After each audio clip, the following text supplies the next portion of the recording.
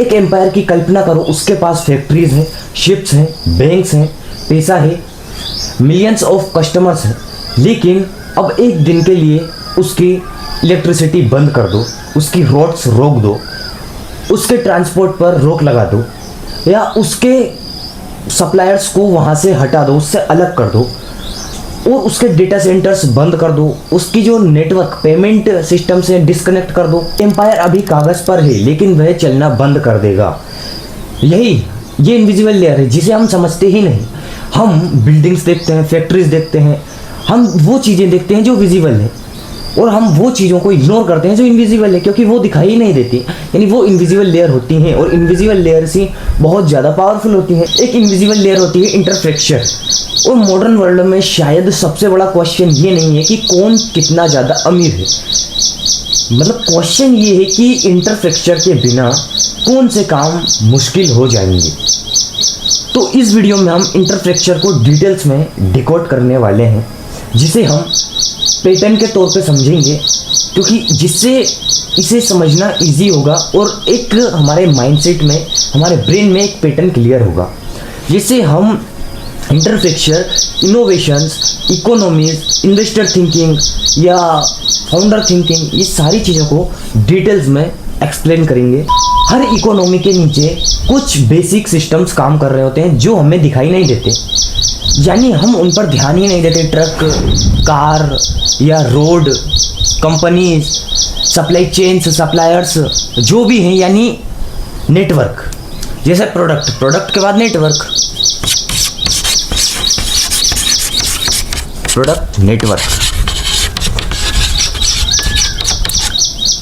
Product network, इसके बाद हमारा जो आता है इंफ्रास्ट्रक्चर।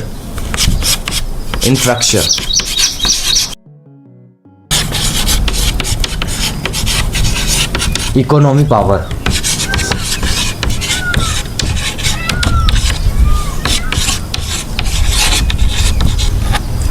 यानी जो इनविजिबल लेयर होती है वो हमें दिखाई नहीं देती, जो इंटरफ्रेक्चर के जरिए काम करती है। यानी फॉर एग्जांपल, आपने कोई प्रोडक्ट अमेज़ॉन से परचेस किया, आपने कोई भी पार्सल मंगाया, उसके पीछे आपने ये नहीं देखा कि वो कितनी सप्लाई चेन्स है, उसके पास एनर्जी है, डेटा सेंटर्स है, वाटर है, यानी उसका जो प्रोडक्शन है वो आपने नहीं देखा, और आपको सिर्फ आपका प्रोडक्ट दिखा। आपने जिस पार्सल को ऑर्डर किया था वो आपके पास पहुंचा। वो कैसे पहुंचा?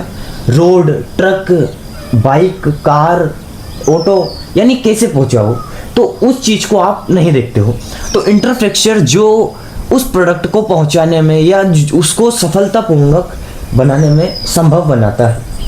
यानी अगर ट्रक, कार या रोड या एनर्जी, वाटर, ये सब ना हो तो शायद प्रोडक्शन ना हो, क्योंकि हर कंपनी में ये बेसिक सिस्टम्स होते हैं। वाटर, एनर्जी और जो भी मटेरियल होता है, जो भी प्रोडक्शन का जो भी है, सारा जो फंडामेंटल है, वो जो चीज़ है वो एक बेसिक सिस्टम्स में आ जाती है, और वही जो इंफ्रास्ट्रक्चर है वही इस प्रोडक्ट को संभव बनाता है, जो कि लोगों तक पहुंचाता है। यानी जो कोरियर है वो अगर प्रोडक्ट की सप्लाई ना करे तो शायद वो प्रोडक्ट हमारे तक ना पहुंचे, या रोड या जो भी साधन है, जो भी वाहन है, जो भी टेक्नोलॉजीज़ हैं, वो बहुत ज़्यादा इंपॉर्टेंट है आज के टाइम में, मॉडर्न इकोनॉमी में, क्योंकि प्रोडक्ट और नेटवर्क यही है। यानी प्रोडक्ट तो है, पर प्रोडक्ट को संभव कौन बनाता है? नेटवर्क। और नेटवर्क कैसे बनता है? ये नेटवर्क, यानी हमने जो पिछली वीडियोस में, पिछली डॉक्यूमेंट्री में सिविलाइजेशन को डिकोड किया था, हमारा पार्ट 1 या 2 सिविलाइजेशन के ऊपर ही था। तो सिविलाइजेशन में हमने समझा था कि लोग कैसे जाने या ना जाने, यानी पहचान है या नहीं है, वो एक दूसरे से कनेक्ट होते हैं, वर्क करते हैं साथ में। यानी इस सिविलाइजेशन ने हमें साथ में वर्क करना सिखाया। तो वही चीज़ है कि नेटवर्क, ये नेटवर्क सिर्फ एक का नहीं होता, ये कई लोगों का नेटवर्क होता है, और यही प्रोडक्ट और नेटवर्क। इस प्रोडक्ट को, क्योंकि यानी इस प्रोडक्ट का कंपनी से मतलब प्रोडक्शन हो चुका है, अब ये कंप्लीट हो चुका है प्रोडक्ट, लेकिन अब इसकी यानी जो सप्लाई होगी, इसके बाद जो नेटवर्क है, सप्लाई किससे होगी? नेटवर्क से। अगर नेटवर्क ना होगा तो सप्लाई नहीं होगी। अब नेटवर्क के बाद ही इंफ्रास्ट्रक्चर जो आता है, वही फिर ये होती है इकोनॉमी पावर। यही ग्रो कराती है इकोनॉमी, क्योंकि अगर कस्टमर्स तक कोई प्रोडक्ट नहीं पहुंचेगा, कस्टमर बाय नहीं करेगा, कस्टमर परचेज नहीं करेगा, तो प्रॉफिट नहीं होगा। और ये सारा जो प्रोडक्शन हो रहा है वो किसके लिए हो रहा है? कस्टमर्स के लिए। और जब कस्टमर्स ही बाय या परचेज नहीं करेंगे तो फिर कोई फ़ायदा ही नहीं। तो मेन फंडामेंटल जो है वो यही है, प्रोडक्ट, उसके बाद नेटवर्क ही उसे इंफ्रास्ट्रक्चर के पास पहुंचाता है। इंफ्रास्ट्रक्चर जो हमें दिखाई नहीं देता, ये इनविजिबल लेयर होती है, और इकोनॉमी पावर इसी टाइप में ग्रो करती है, क्योंकि इकोनॉमी पावर इंफ्रास्ट्रक्चर के बाद आती है। और इंफ्रास्ट्रक्चर सिर्फ बिल्डिंग्स या ब्रिज नहीं है, रोड्स नहीं है, यानी इंफ्रास्ट्रक्चर वो फाउंडेशनल सिस्टम है जिसके ऊपर सारी इकोनॉमीज की सारी एक्टिविटीज बिल्ड होती हैं। जैसे एक रोड ट्रांसपोर्ट को इनेबल करता है, एक टेलीकॉम कम्युनिकेशन को इनेबल करता है, एक ग्लोबल ट्रेड जो ग्लोबल स्केल को इनेबल करता है, एक टेलीकॉम जो कम्युनिकेशन को इनेबल करता है, या एक नेटवर्क, पेमेंट नेटवर्क जो ट्रांजैक्शन को इनेबल करता है। यानी इंफ्रास्ट्रक्चर हमेशा कोई फाइनल प्रोडक्ट नहीं होता, लेकिन फाइनल प्रोडक्ट जितने भी होते हैं उन्हीं को और फाइनल बनाने में, यानी जो फाइनल प्रोडक्ट होते हैं, जैसे फॉर एग्जांपल, यानी जो हमने समझा था, जैसे ये प्रोडक्ट है, अब ये प्रोडक्ट कंपनी से तो ये इसका प्रोडक्शन हो चुका है कंप्लीट, लेकिन अब ये लोगों तक, कस्टमर्स तक कैसे पहुंचेगा, इसका मार्केट में स्केल कैसे होगा, वो इंफ्रास्ट्रक्चर के जरिए होगा। यानी प्रोडक्ट बन तो सकता है, कंप्लीट भी हो सकता है, लेकिन नेटवर्क के जरिए, नेटवर्क और इंफ्रास्ट्रक्चर के जरिए ही इकोनॉमी में आता है, इकोनॉमी में आता है, कस्टमर्स तक पहुंचता है। यही इसकी पावर है। यानी इंफ्रास्ट्रक्चर एक ऐसा सिस्टम, यानी एक ऐसा फाउंडेशनल है जो हर प्रोडक्ट को फाइनल बनाता है, क्योंकि जो कंपनी से प्रोडक्ट फाइनल होकर आता है, आता कहाँ से है? कंपनी से। तो आता यानी अब कंपनी से आ रहा है, तो उसके पीछे इंफ्रास्ट्रक्चर की ही बहुत बड़ी लेयर काम कर रही है, जो इनविजिबल है, जो दिखाई नहीं दे रही।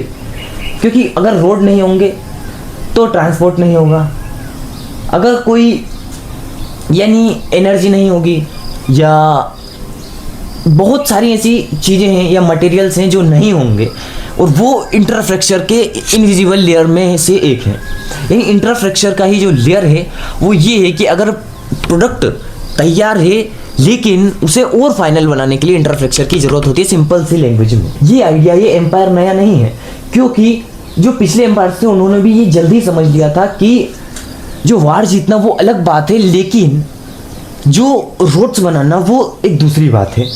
क्योंकि रोड्स सिर्फ सैनिक के लिए नहीं थे, वो कम्युनिकेशन के लिए थे, टैक्सेस कलेक्ट करने के लिए थे, और यानी डिस्टेंस घटाने के लिए थे।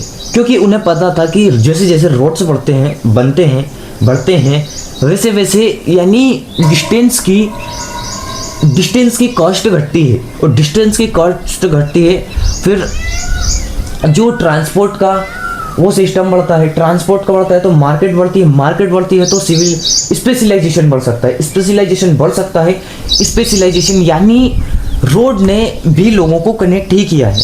इकोनॉमी का कोडेक्शनल टेक्नोलॉजी लेयर है ये, यानी इंफ्रास्ट्रक्चर। अब जो इंफ्रास्ट्रक्चर को अभी तक हमने समझा, इंफ्रास्ट्रक्चर यानी अब जो पिछले लोग थे जिन्होंने ये रोड्स बनाए, क्योंकि रोड्स यानी उन्होंने सिर्फ सैनिक के लिए नहीं बनाए थे, उन्होंने भी कम्युनिकेशन या टैक्सेस कलेक्शन, बहुत सारी चीज़ें होती हैं, सिर्फ एक ही वजह नहीं होती इन चीज़ों की। लेकिन फिर दुनिया बदली, स्टीम पावर आया, रेलवेज आए, फैक्ट्रीज आए, लेकिन फैक्ट्रीज आए उसके बाद, यानी जो ड्रामेटिकली मार्केट बढ़ा, जो इंडस्ट्रियल एरिया बढ़ा, जो इनोवेशन हुए, और जो मॉडर्न इकोनॉमी है।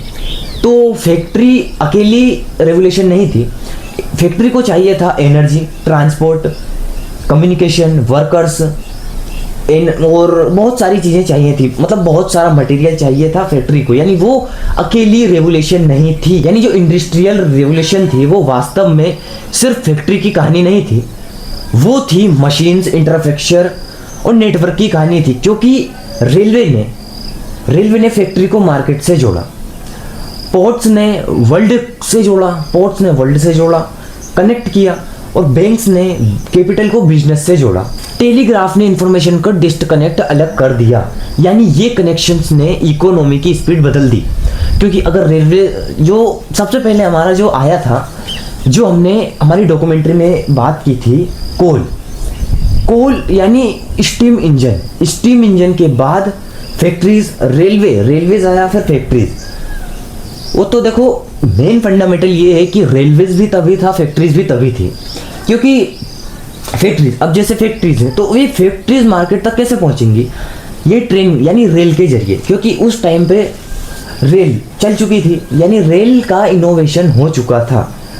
कोल आया था क्योंकि स्टीम इंजन, फिर फैक्ट्रीज या रेलवे स्टेशन, ये दोनों एक ही चीज़ है, यानी एक ही टाइम पे आई थी, एक चीज़ नहीं है बट एक ही टाइम पे आई थी, और एक दोनों यानी एक दूसरे से फुल कनेक्ट है, क्योंकि अगर रेलवे नहीं होगा तो फैक्ट्रीज मार्केट तक नहीं पहुंचेंगी और फिर इसका ट्रांसपोर्ट कम हो जाएगा। अब इस चीज़ को आप समझो कि अगर बैंक्स नहीं होते तो कैपिटल बिजनेस में नहीं जाता, क्योंकि बैंक्स एक बहुत बड़ा फंडामेंटल क्रिएट करते हैं जो कैपिटल को बिजनेस में लगाते हैं। ये चीज़ें होती हैं जो कि हमने हमारी सीरीज़, यानी इस सीरीज़ में हमने पार्ट 1 और पार्ट 2 में इनकी बातें की हैं। कोल, स्टीम इंजन, फैक्ट्रीज अगर आपने नहीं देखी हो तो वो देख सकते हो आप, क्योंकि अगर आप पार्ट 1 और पार्ट 2 को देखकर इस पार्ट 3 को देखोगे तो आपको ज़्यादा क्लियर होगा। बाकी यानी नेटवर्क और इंफ्रास्ट्रक्चर, क्योंकि इंफ्रास्ट्रक्चर ही हर प्रोडक्ट को या हर इकोनॉमी एक्टिविटी को जो बिल्ड होती है इंफ्रास्ट्रक्चर के ऊपर, उसे फाइनल इंफ्रास्ट्रक्चर ही बनाता है, इसलिए इंफ्रास्ट्रक्चर बहुत ज़्यादा पावरफुल है। तो मेन फंडामेंटल अभी हमने जो समझा वो ये है कि जो रेवोल्यूशन थी वो सिर्फ फैक्ट्रीज की नहीं थी, उसमें था यानी एक तो इंफ्रास्ट्रक्चर और नेटवर्क। अब एक सिंपल सा प्रिंसिपल समझो, यानी एक नॉर्मल सी फैक्ट्री, एक छोटी सी फैक्ट्री इंसोलेंट है, वो उसकी रिच लिमिटेड है, लेकिन अगर वो रेलवे से कनेक्टेड है, रेलवे पोर्ट से कनेक्टेड है, पोर्ट ग्लोबल शिपिंग से कनेक्टेड है, और ग्लोबल शिपिंग यानी इंटरनेशनल पेमेंट मार्केट से कनेक्टेड है, तो एक छोटी फैक्ट्री कितना ग्लोबल इकोनॉमी का नेटवर्क का हिस्सा बन सकती है। तो ये नेटवर्क इफेक्ट नहीं है, ये इंफ्रास्ट्रक्चर नेटवर्क इफेक्ट है। यानी ये एक छोटी सी कंपनी, एक छोटी सी फैक्ट्री जो ग्लोबल मार्केट का हिस्सा बन सकती है, इतना बड़ा प्रोडक्शन कर सकती है, ये चीज़ें होती हैं। और यही है इंफ्रास्ट्रक्चर नेटवर्क, क्योंकि हमने अभी तक इतना ही क्रिएट किया है यहाँ पैटर्न के तौर पे, क्योंकि अब हम जब से network, infrastructure, product, economy, power, इन सभी के आसपास ही घूम रहे हैं, यानी हम इन सभी के आसपास ही घूम रहे हैं, इसलिए अभी तक हमने इस पैटर्न को आगे नहीं बढ़ाया। लेकिन अब हम चलते हैं आगे, यानी इंफ्रास्ट्रक्चर जितना पावरफुल कनेक्शन बनाता है, एक्टिविटीज उतनी दूर तक फैलती जाती हैं। फिर कनेक्शन मूव स्केल,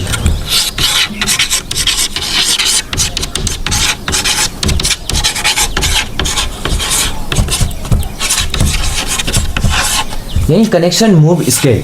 अब जो इंफ्रास्ट्रक्चर है वो जितनी पावरफुल कनेक्शंस बनाएगा, जितने ज़्यादा पावरफुल कनेक्शन बनाता है, उतना ज़्यादा हमारा जो इकोनॉमिक एक्टिविटी है वो फैल सकती है और फैलती है। जो अभी हमने समझा कि अगर पावरफुल कनेक्शन है, यानी वो रेलवे से कनेक्टेड है, वो पोर्ट से कनेक्टेड है, रेलवे अब पोर्ट से शिपिंग से, ग्लोबल शिपिंग से कनेक्टेड है, और वो पेमेंट नेटवर्क, यानी जो सारा जो फंडामेंटल है वो ये है कि जितना ज़्यादा इंफ्रास्ट्रक्चर पावरफुल होगा, कनेक्शंस पावरफुल होंगे, उतनी ज़्यादा इकोनॉमी ग्रो करेगी, फैलेगी। ये फंडामेंटल है। अब समझते हैं कनेक्शन मूव स्किल, क्योंकि इन सब का बहुत बड़ा फंडामेंटल है, यानी इंफ्रास्ट्रक्चर। अब सबसे पहले इंफ्रास्ट्रक्चर क्या करता है? स्ट्रॉन्ग कनेक्शंस बनाता है, उसके बाद गुड्स, पीपल और कैपिटल ये मूव करते हैं, और इसी मोमेंटम के बाद बिजनेस स्केल कर पाता है।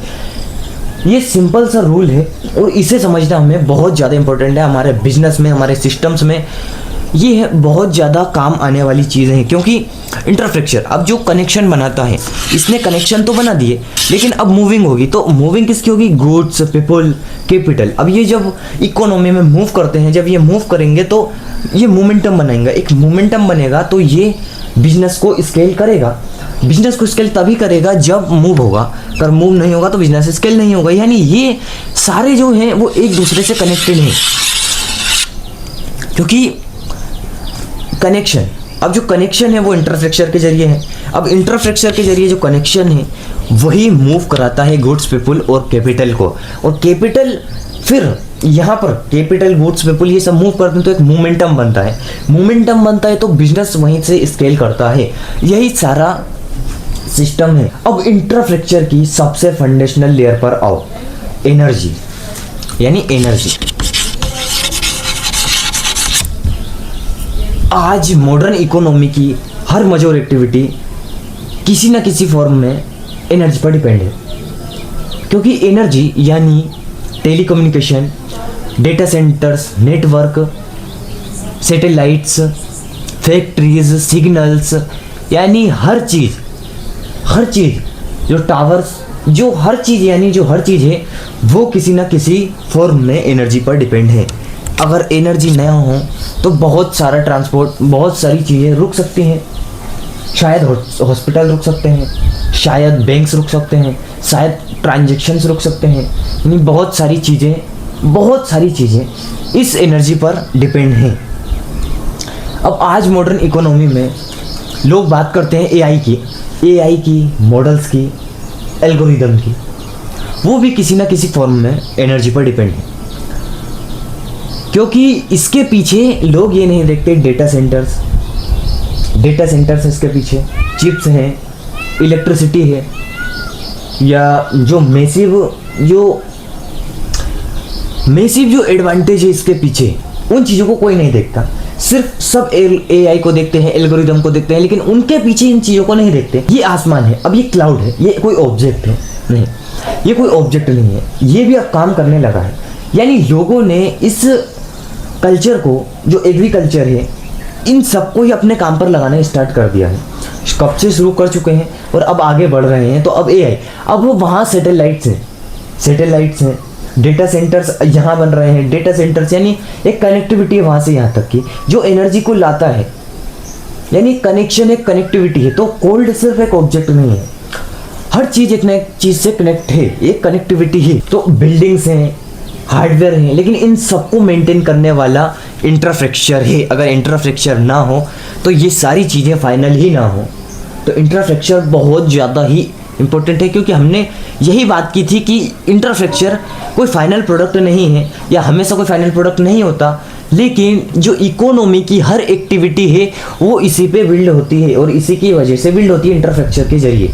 अब आते हैं कि आप अपना कार्ड कहाँ टैप करते हो, किस दुकान पर टैप करते हो। आप देखते हो एक सेकंड में ट्रांजैक्शन हो जाती है। इसके पीछे का इंफ्रास्ट्रक्चर समझो, बैंक्स हैं, नेटवर्क्स हैं, सेटलमेंट्स हैं, टेक्नोलॉजी है, और इसके पीछे भी ट्रस्ट है।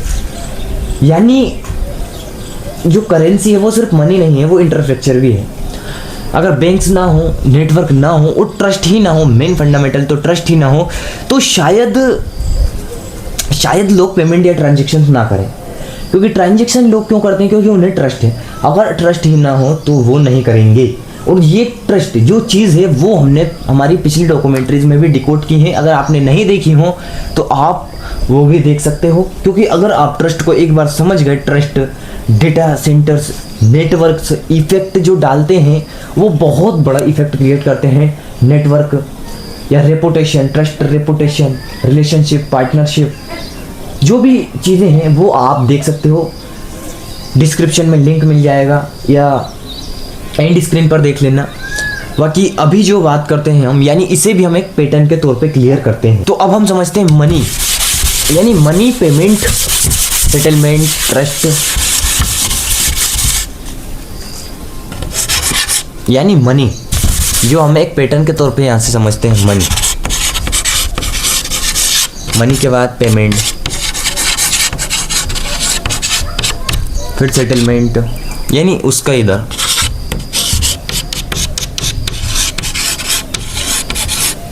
ट्रस्ट, इसके बाद इकोनॉमी एक्टिविटी।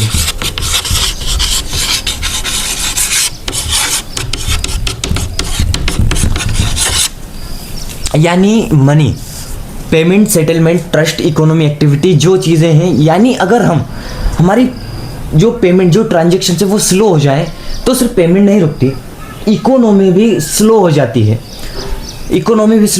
अब मेन फंडामेंटल सबसे इंपॉर्टेंट इंफ्रास्ट्रक्चर का जो जरिया है वो ये है कि उसकी फिजिकल अपीयरेंस से कहीं ज़्यादा जरूरी ये है कि जैसे आप बैंक जाते हो, आप बैंक की बिल्डिंग देखते हो, लेकिन उस सारा सिस्टम, असली सिस्टम उसके पीछे काम कर रहा होता है। ट्रांजेक्शन्स, बैंक्स, नेटवर्क, इफेक्ट, जो इफेक्ट डालता है, ये सारी चीज़ें जो इफेक्ट डालती हैं, वो आपको ये नोटिस करना चाहिए कि ये बिल्डिंग्स के पीछे का जरिया क्या है, नेटवर्क ट्रांजेक्शन्स के पीछे क्या है, टेक्नोलॉजी के पीछे क्या है। यानी आप इन सब के पीछे जितना ज़्यादा डीपर जाओगे उतनी ज़्यादा डीपेस्ट यानी और ज़्यादा गहराई खुलती जाएगी। यही चीज़ होती है कि money payment, settlement, trust, economy, activity, और ये बहुत ज़्यादा इंपॉर्टेंट है। ट्रस्ट, अगर ट्रस्ट ना हो तो शायद पेमेंट ना हो, क्योंकि पेमेंट लोग नहीं करेंगे। अगर ट्रस्ट है तो ही लोग ट्रांजेक्शन्स करते हैं, क्योंकि अगर लोगों को, जैसे किसी ने आज 10,000 कहीं ट्रांजेक्शन किए और वो कहीं नहीं गए, किसी और के अकाउंट में चले गए, यानी वो वहीं नहीं गए जहां उन्हें जाना चाहिए था, वो कहीं और किसी और के अकाउंट में चले गए, तो सारा फंडामेंटल यहीं से गलत हो जाएगा और गड़बड़ हो जाएगा, और यहीं से यानी ट्रस्ट नहीं है तो समझो इकोनॉमी एक्टिविटी रुक सकती है। ये इंफ्रास्ट्रक्चर के जरिए भी रुक सकती है और ट्रस्ट के जरिए भी रुक सकती है, क्योंकि ट्रस्ट इंफ्रास्ट्रक्चर का ही एक लेयर है। तो ट्रस्ट, अगर इकोनॉमी एक्टिविटी ग्रो करेगी तो ट्रस्ट होगा, यानी ट्रस्ट होगा तो ही इकोनॉमी एक्टिविटी ग्रो करेगी। क्योंकि अगर एक बार इकोनॉमी में कोई प्रोडक्ट आया, अब लोगों ने उस पर ट्रस्ट नहीं किया तो शायद वो ज़्यादा लंबा नहीं टिके, लेकिन एक बार इकोनॉमी में प्रोडक्ट आया, लोगों ने बहुत ट्रस्ट किया और ट्रस्ट हुआ तो वो आगे तक चलेगा और रिपीटेबल बिजनेस बन सकता है। तो इकोनॉमी एक्टिविटी तभी ग्रो करती है, और ये इंफ्रास्ट्रक्चर का जरिया है। इंफ्रास्ट्रक्चर को हम जितना डिटेल्स में, जितना डीपेस्ट जानना चाहते हैं, यानी जितना हम गहराई में जाएंगे वो और ज़्यादा खुलता जाएगा। तो अगर आपको इंफ्रास्ट्रक्चर के आगे और जानना है, डीपेस्ट जानना है, इससे भी डीप जानना है, तो आप कमेंट कर सकते हो। आपका कोई भी डाउट है, कोई भी क्वेश्चन है, कोई भी कॉन्सेप्ट है, आप कमेंट बॉक्स में कमेंट कर सकते हो। बाकी आज ये हमारी सीरीज़ का पार्ट 3 था। बाकी आज की इस वीडियो में इतना ही। आपका कोई भी डाउट, कोई भी क्वेश्चन हो तो कमेंट बॉक्स में कमेंट कर देना। मिलते हैं कुछ नेक्स्ट वीडियो में, तब तक के लिए जय महाकाल।